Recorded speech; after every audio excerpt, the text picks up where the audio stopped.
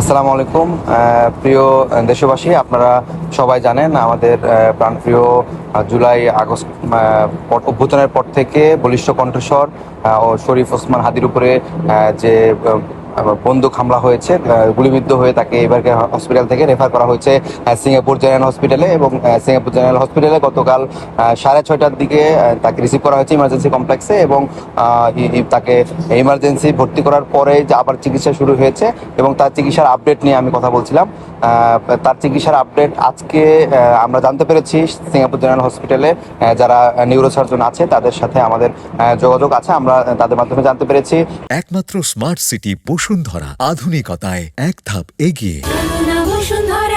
যে তার যে ব্রেনের যে কন্ডিশনটা, ব্রেনের সিটি স্ক্যান করা হয়েছে এবং আমরা দেখেছিলাম যে বাংলাদেশের যে ব্রেনের সিটি স্ক্যানে আমরা দেখেছি তার মাথায় যে বাম পাশটা ইসকেমিক চেঞ্জ আছে, ঠিক সেটা অপরিবর্তিত রয়েছে এবং ইসকেমিয়া কিছুটা বলা যায় যে আরও পরিলক্ষিত হয়েছে এবং তার যে মাথার যে ফোলাটা সেটাও এখনো রয়ে গিয়েছে।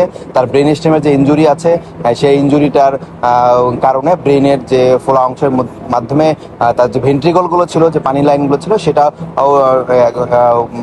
প্রায় বলা যায় যে অসুবিধার মধ্যে আছে। এবং তার যে কিডনি, হার্ট এবং লাংস আর্টিফিশিয়ালি ভেন্টিলেশনের মাধ্যমে চলছে এবং তার ফুসফুসের সিটি স্ক্যান করা হয়েছে এবং সেই ফুসফুসের সিটি স্ক্যানেও তার ব্লাড দেখা দিয়েছে, যেটা কিনা বাংলাদেশেও ব্লাড দেওয়ার কারণেই মূলত চেস্ট ড্রেন দেওয়া হয়েছিল।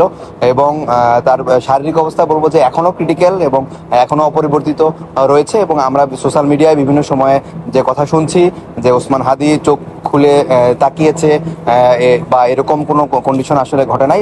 মূলত ওসমান হাদির কন্ডিশন এখনও ক্রিটিক্যাল এবং তার কন্ডিশন অপরিবর্তিত রয়েছে এবং যেভাবে তার জিসিএস ছিল E1VT-3 সেটাই মূলত এখনো আছে। এবং আমরা আশা করি যে ওখানে সিঙ্গাপুর জেনারেল হসপিটালে তার যে বিভিন্ন মনিটরিংগুলো ছিল সেই মনিটরিংগুলো এখনো কন্টিনিউসলি করা হচ্ছে এবং আমরা দেখতে পাচ্ছি যে আসলে তার শারীরিক অবস্থা অবনতি হয় নাই বা উন্নতিও আমরা খেয়াল করি নাই, তার অবস্থা স্ট্যাটিক আছে। এবং তার জ্ঞান ফিরে আসার সম্ভাবনা যদি আমরা বলি তাহলে চিকিৎসকরা বলেছে এখনো আসলে আমরা ওইভাবে অ্যাসেস করতে পারছি না যে আসলে কি হবে, তবে আল্লাহ চাইলে তো সব মিরাকল ঘটাতে পারেন। এবং আমরা চাই যে শরীফ ওসমান হাদির মতো বলিষ্ঠ কণ্ঠস্বর বাংলাদেশের জন্য, বাংলাদেশের জাতির জন্য আসলে খুব বেশি দরকার। এবং আমরা সবাই দোয়া করব তার শারীরিক অবস্থা যে পর্যায়ে আছে সেই পর্যায়ে থেকে যাতে কামব্যাক করে এবং সে স্টিল ফাইট করছে।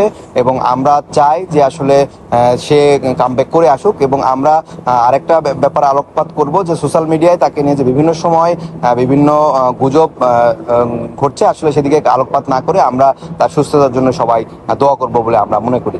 ধন্যবাদ।